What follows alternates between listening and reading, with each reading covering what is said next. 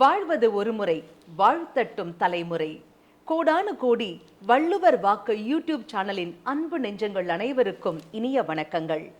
நம்ம பார்த்தீங்கன்னா கஷ்டப்பட்டு ஓடி ஓடி உழைச்சு கொஞ்சம் கொஞ்சமா குருவி சேர்க்கிற மாதிரி காசு சேர்த்து ஆசையா ஒரு வீடு கட்டுறோங்க.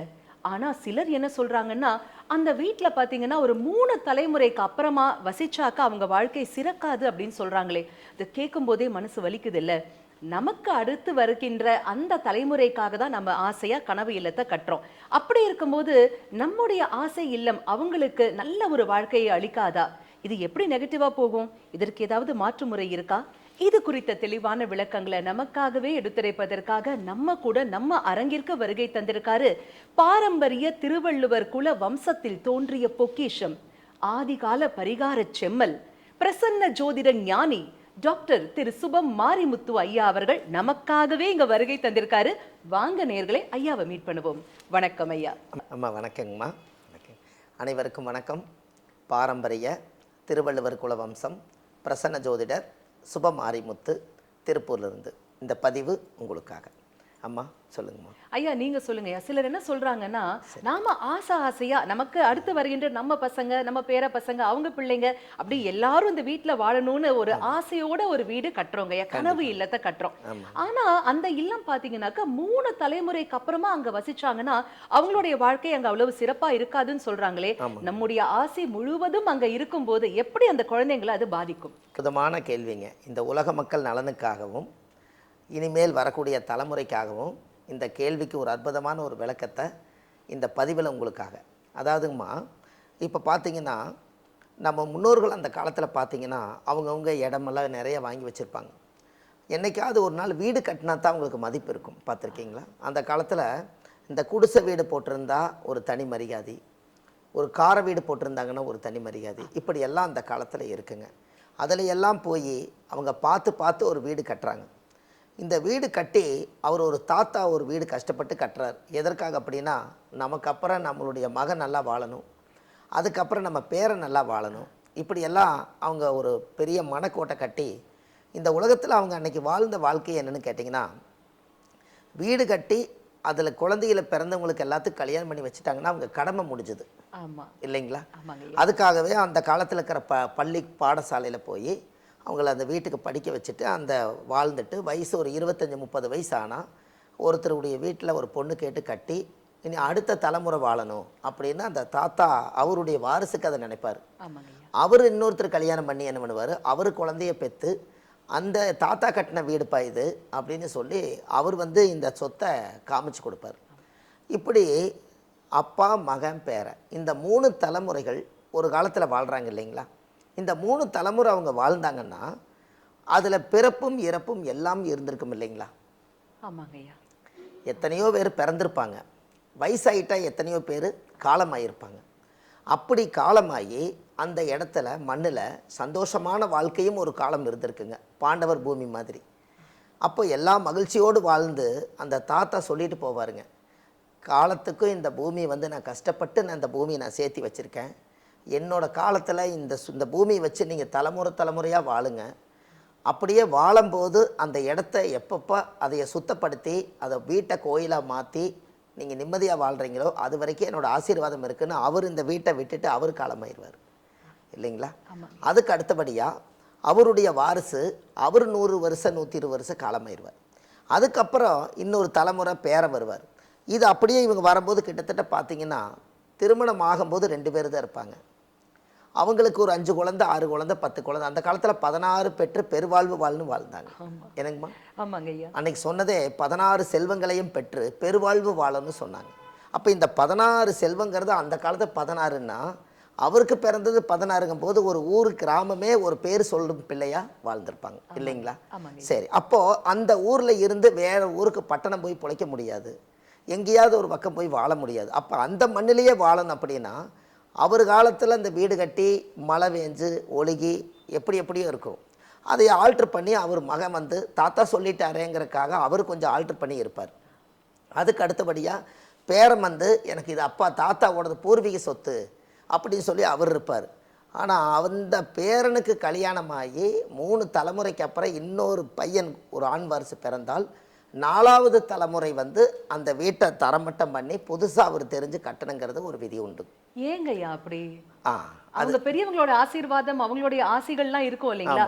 தரமட்டமாக்கணுங்கிற வார்த்தை கேட்கும் போதே மனசு வலிக்குதுங்கய்யா. ஏங்கய்யா? கரெக்ட். ஒரு இந்த இடத்துல தான் நம்ம ஜோசியத்துக்குள்ளே போகிறோங்க. ஜாதக கட்டத்துக்குள்ளே போய் இதனுடைய அங்கீகாரத்தை நம்ம பார்க்கலாம். இப்போ ஒரு ராசியில் ஒரு வருஷத்துக்கு எத்தனை நாளுங்க? 365. 365 + 360 வச்சுக்கலாம். அப்போ ஒரு ராசியில் 30 நாள் வருதுங்க. 30 டிகிரி வருது. ஒரு ராசியில் 30 டிகிரி. அப்போ மேச ராசியில் 30 டிகிரி, ரிஷப ராசியில் 60 டிகிரி, அதே மிதுன ராசிக்கு போகும்போது 90 டிகிரி, கடக ராசிக்கு வரும்போது 120 டிகிரி.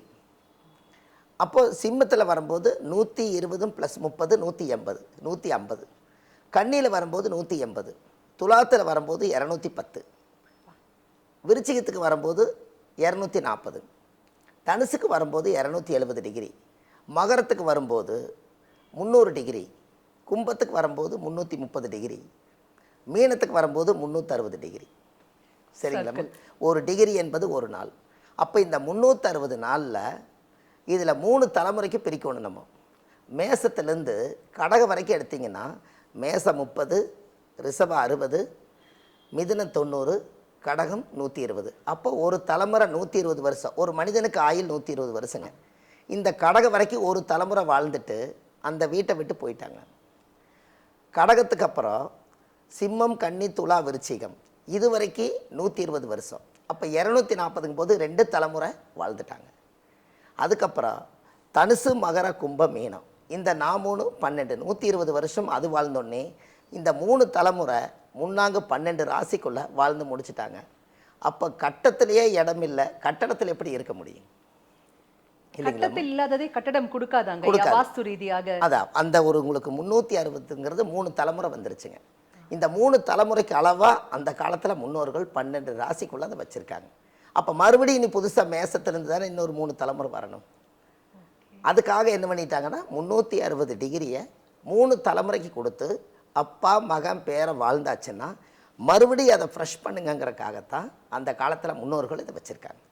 கொஞ்சம் கொஞ்சம் ஆல்ட்ரேஷன்ஸ் ஏதாவது பண்ணி, இல்லை ஏதாவது ஹோமங்கள், பரிகாரங்கள், பூஜைகள் அந்த மாதிரி பண்ணி அதை புதுப்பிக்க முடியுமாங்க ஐயா? இடிக்காம அதாங்க 3 தலைமுறைக்கு அப்புறம் அந்த மண்ணை வச்சு மறுபடியும் அவங்க புதுப்பிச்சு வீடு கட்டி புண்ணியர்ஜனம் பண்ணி அவங்க தாத்தாவோட பேர் சிலைகள்லாம் வச்சு அவங்க பூஜை பண்ணி சாமி கும்பிடலாங்க. அது நல்லதான். ஆனால் 3 தலைமுறைக்கு அப்புறமும் அடுத்து அது 3 தலைமுறைக்கு 360 வருஷமும் அந்த வீட்டுக்கு செலவு பண்ணலைன்னா அந்த வீட்டில் நெகட்டிவ் எனர்ஜி இருக்கும் இல்லைங்களா? பாசிட்டிவு போயிடும். அப்போது ஒரு கோவில் கட்டி கும்பாபிஷேகம் பண்ணுறாங்க. எத்தனை வருஷத்துக்கு ஒருக்கா பண்ணுறாங்க? 12 வருஷத்துக்கு ஒருக்கா கும்பாபிஷேகம் பண்ணுறாங்க.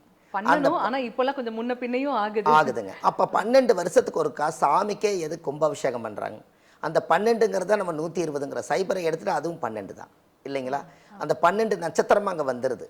அப்போது என்ன அப்படின்னு கேட்டிங்கன்னா அந்த கோவில்லிங்கோட தலைமுறையாக வாழ்ந்துட்டு அந்த கோவிலில் இருக்கக்கூடிய நெகட்டிவ் எனர்ஜி எல்லாம் கோயிலுக்குள்ளே வர்றவங்க சாமிக்கு நம்ம அர்ச்சனை பண்ணும்போது ஒரு எச்சி தெரிக்கலாம், அங்கே தூங்கி எந்திரிச்சிருப்பாங்க, அங்கே யாராவது வயசானவங்க காலமாக இருப்பாங்க, அந்த இடத்துல நெகட்டிவ் எல்லாம் கொடுமைகளை நிறைய பற்றி கோயிலில் வந்து தான் பேசுவாங்க, சாமிகிட்ட வந்து தான் குறைகளை சொல்லுவாங்க. அப்போ எல்லா நெகட்டிவும் ஸ்டோரேஜ் ஆகி சாமியோட கருவறையில் தான் டெபாசிட் ஆகுது. அப்போ இதைய 12 வருஷம் வரைக்கும் எவ்வளோ ஸ்டோரேஜ் ஆகுங்க? இப்போ நான் உங்ககிட்ட வந்து ஒரு 10 கேள்வி வைக்கிறேன், 10 கேள்விக்கு பதில் சொல்லினாலே நம்மளால் தாங்க முடியல. அப்போ ஒரு நாளைக்கு ஒவ்வொருத்தரும் ஒரு கேள்வி வச்சு கோடான கோடி மக்கள் சாமி கிட்ட கொண்டு போய் கேள்வி வைக்கிறாங்க. இத்தனை நெகட்டிவ் கர்மாவையும் சாமி தான் ஏற்றுக்குது. அப்போ இந்த சாமிக்கு என்னைக்கு பரிகாரம் நடக்கும்?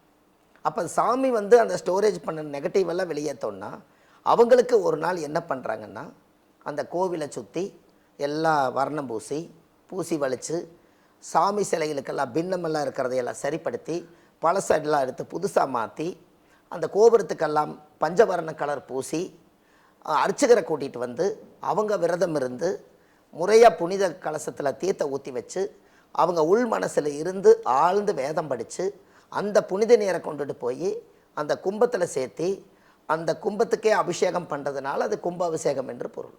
அருமை ஐயா, அருமை இல்லைங்களா? அப்போ அந்த கும்பாபிஷேகம் அந்த சிலை மேலே ஊற்றுறதும் அந்த கலசத்து மேலே ஊற்றும் போதும் அந்த சாமி அன்னைக்கு தான் குளிர்ச்சி ஆகுதுங்களா. அதே போல தான் நாமளும் 3 தலைமுறைக்கு நாமளும் 12 வருஷத்துக்கு ஒருக்கா நம்ம வீட்லேயும் ஒரு பூஜை புனஸ்தானங்கள், வீட்டில் வருஷத்துக்கு ஒருக்கா கணபதி ஹோமங்கள் இப்படியெல்லாம் பண்ணுனா அந்த கோவிலில் இருக்கக்கூடிய புனித சக்தி வாழும் வீட்டுக்கும் வருமா இல்லைங்களா? நிச்சயமா. முதல்ல பெயிண்ட் அடிக்கணும் வீட்டுக்கு. பல பேர் வீட்ல அது பண்றதே கிடையாதுங்க ஐயா. ஆமாங்கம்மா. ஐயா, இந்த மாதிரி எல்லாம் பண்ணி தக்க வச்சுக்க முடியுமா? இடிக்காம தக்க வச்சுக்க முடியுமா? ஆமாங்கம்மா. இப்போ அந்த காலத்தில் 3 தலைமுறைக்கு அப்புறம் அதை எல்லாத்தையும் ஆல்ட்ரு பண்ணி அந்த மண்ணை, பழைய மண்ணை எடுத்துட்டுங்க கொஞ்சம் கட்டடத்தில் இடத்துக்களை எல்லாம் மாற்றி அஸ்திவாரங்கள் போட்டு கட்டிக்கலாங்க. இது நம்ம இடித்தாலும் அது இடித்தாலும் ஆல்ட்ரு பண்ணினாலும் 3 தலைமுறைக்கு அப்புறம் அதில் இருக்கக்கூடிய அந்த பிறப்பு இறப்பு தோஷங்களை மாற்ற முடியாது இல்லைங்களா? அந்த முன்னோர்கள் அந்த காலத்தில் கொடுத்த விஷயமே அந்த பிறப்பு இறப்பு தோஷங்கள். இப்போ ஒருத்தர் அங்கே காலம் ஆயிட்டாங்க, ஊரே சேர்ந்து அங்கே வந்து உட்காந்து அழுதுருப்பாங்க. அதே ஒரு கல்யாணம் நடந்திருக்குங்க, ஊரே சேர்ந்து அங்கே வந்து தான் மகிழ்ச்சியாக கொண்டாடி இருப்பாங்க. அப்போ நல்லதும் கெட்டதும் தன்னுடைய மனையில் தானே அது நடந்திருக்குங்க. அந்த காலத்தில் ஏதுங்கம்மா கல்யாண மண்டபம்? வீடே பெருசாக கட்டியிருப்பாங்க, அவங்க உறவுக்காரர்களுக்கே அந்த வீடு சரியாக இருக்குது. நிறைவு குறைவு எல்லாமே அந்த இடத்துல தான் உட்காந்து பேசியிருப்பாங்க. அப்படியெல்லாம் வாழ்ந்த வாழ்க்கை பாண்டவர் பூமி மாதிரி. ஒவ்வொரு வீட்லேயும் அன்றைக்கி அந்த காலத்தில் ஒரு உறமனை, ஒரு வீட்டில் ஒரு விசேஷம்னா 1 வாரத்துக்கு முன்னாடியே வந்து தங்கிடுவாங்க. எல்லாம் வந்து உட்கார்ந்து அவங்கவுங்களுடைய மனசிலிருந்து வரக்கூடிய குறைகளை எல்லாம் பேசி நிறைவாக்கி, கவலைப்படாத நாங்கள்லாம் இருக்கோம், நீ ஏன் கவலைப்படுற, அப்படியெல்லாம் பேசி எல்லாம் அந்த வீட்டில் தான் அந்த துக்கத்தை எல்லாம் ஓரமாக ஒதுக்கி வச்சுட்டு நிம்மதியாக தூங்கி எந்திரிச்சு போயிருப்பாங்க. அப்போ ஒரு 3 தலைமுறைக்கு அந்த வீடு வந்து ஒரு டெம்பரேச்சர் உண்டுங்க. ஒரு கட்டடத்துக்கு எப்படிங்க ஒரு கால அளவு சொல்கிறோம், அதுபோல் 3 தலைமுறைக்கு அந்த ஒரு பவர். அந்த 3 தலைமுறைக்கு அப்புறம் அவங்க வீட்டை மாற்றி ஒரு இடத்த வீடு கட்டி அதுக்கு ஒரு புண்ணிய அர்ச்சனை பண்ணணும். அது எப்படி பண்ணணுங்க ஐயா? என்னங்கம்மா? அந்த புண்ணிய அர்ச்சனை சொன்னீங்க இல்லைங்களா, அது செய்யக்கூடிய சரியான வழிமுறை. ஏன்னா நீங்க வந்து ஆதிகால பரிகாரத்துல வந்து மிகப்பெரிய ஒரு வித்வான் இல்லைங்களா, அதனால உங்ககிட்ட நான் இந்த கேள்வி கேட்கிறேன். ஏன்னா வேற யாராலையும் இதற்கு சரியான ஒரு விளக்கம் கொடுக்க முடியுமான்னு எனக்கு தெரியல. புண்ணிய அர்ச்சனை அப்படிங்கிறது செய்யக்கூடிய சரியான முறை, வழிமுறை என்ன, எங்களுக்காக சொல்லுங்க ஐயா. ஆமாங்கம்மா, கண்டிப்பாங்கம்மா. அதாவது அந்த புண்ணிய அர்ச்சனை அந்த 3 தலைமுறைக்கு அப்புறங்க அந்த அது எல்லாத்தையும் அந்த வீட்டை எல்லாம் சுத்தப்படுத்திட்டு அந்த இடத்துல நம்ம ஒரு அளவுகோலெல்லாம் வச்சு அவங்க வீடு கட்டுவாங்க. இந்த வீடு கட்டும்போது முதல்ல அது காலி இடமா தான் இருக்குங்க. அந்த காலி இடத்த எனக்கு இது பெட்ரூம் வேணும், எனக்கு இது கிச்சன் வேணும், இது ஹால் வேணும், இது எனக்கு போர்ட்டிகோ வேணும், இது கார் பார்க்கிங் வேணும்னு பார்த்து பிளான் பண்ணி நம்ம கட்டுறோம்.